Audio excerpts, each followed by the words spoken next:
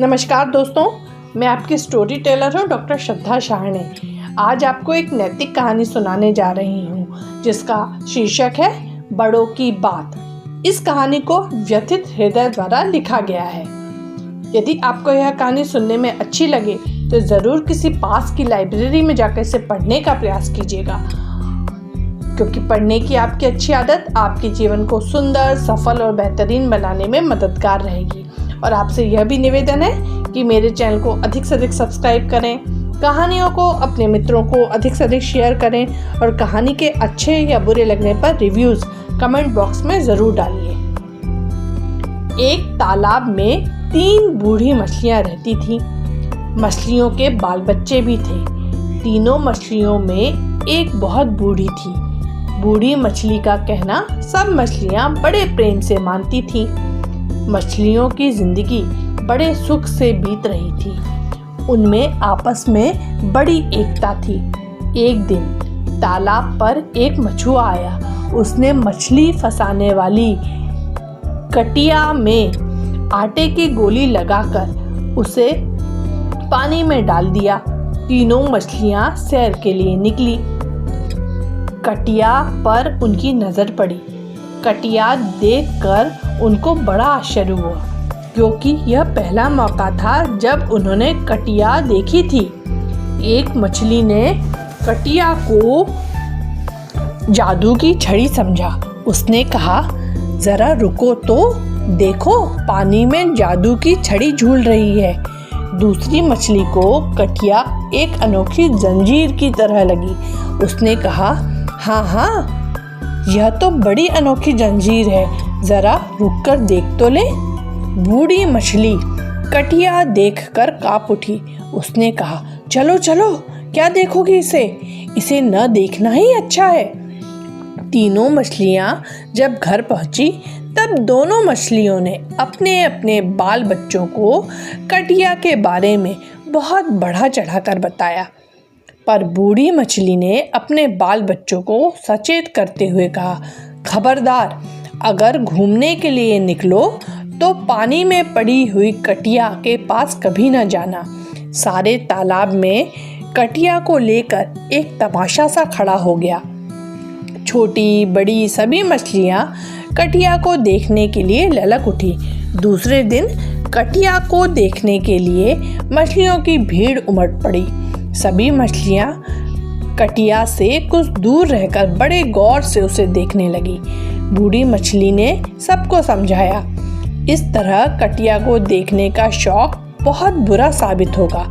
बूढ़ी मछली की बात पर किसी ने ध्यान नहीं दिया। सबने बूढ़ी मछली की हंसी उड़ाई, उसे कम अक्ल कहा। अब तो कटिया के चारों ओर रोज मछलियों का मेला लगने लगा। मछलियों के बाल बच्चे रोज सज धज कर कटिया के पास पहुंचते और उसे बड़े ध्यान से देखा करते, पर फिर भी कोई कटिया के पास न जाता था। कई दिन बीत गए, एक भी मछली कटिया में न फंसी। मछुए ने सोचा, मछलियां चालाक हैं, इसीलिए अब उसे भी चालाकी से ही काम लेना चाहिए। उसने अब एक और तरकीब निकाली। उसने कटिया बाहर निकाल ली।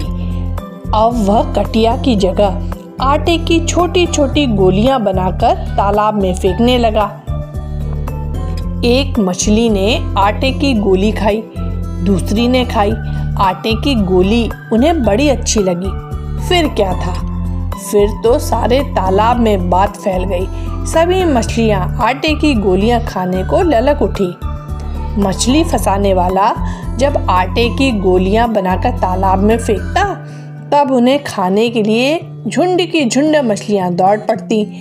आटे की गोलियां खाने के लिए कभी कभी मछलियों में आपस में मारपीट भी हो जाती थी। बूढ़ी मछली सब कुछ देखती पर कुछ न बोलती। उसकी बात कोई मानता ही न था। आखिर बूढ़ी मछली से न रहा गया। जब मछलियां आटे की गोलियों के लिए आपस में लड़ रही थी, तब बूढ़ी मछली सबको पुकार कर बोल उठी, बेवकूफ़ों, क्यों इन गोलियों के लिए जान दे रही हो? मेरी बात मानो, इन गोलियों को खाने का शौक छोड़ दो। बूढ़ी मछली की बात मानने की कौन कहे। सब मछलियां उस पर क्रोधित हो उठी। सबने उस पर हमला कर दिया। बूढ़ी मछली मर गई। बूढ़ी मछली ने मरते मरते कहा, मुझे मरने का दुख नहीं, मुझे तो दुख यह है कि तुम सब जिस चीज़ को अच्छी समझ रही हो वही चीज़ एक दिन तुम्हें मार डालेगी। बूढ़ी मछली की बात पर सभी मछलियाँ हंस पड़ी। उधर मछलियाँ फंसाने वाले ने फिर नई चाल चली। उसने आटे की गोलियां फेंकना बंद करके तालाब में बहुत सी कटिया में आटे की गोलियां फंसाकर डाल दी। मछलियों में आटे की गोलियां खाने का शौक पैदा हो ही गया था। वे कटियों में बंधी हुई आटे की गोलियां खाने के लिए कटियों के पास जा पहुंची और कटियों में फंस गई। मछली फंसाने वाला अपनी सफलता पर फूल उठा।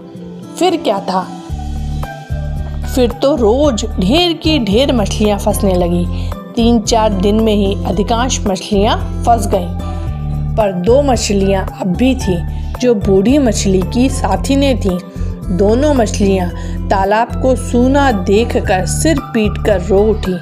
कहने लगी कि अगर हमारे बाल बच्चों ने बूढ़ी मछली की बात मानकर आटे की गोलियां खाने का शौक न पैदा किया होता तो आज वे इस तरह मौत के मुंह में न जाती। इस कहानी से हमें यह सीख मिलती है कि हमें हमेशा अनुभवी लोगों की बातों का ध्यान रखना चाहिए और उनका अनुसरण करना चाहिए।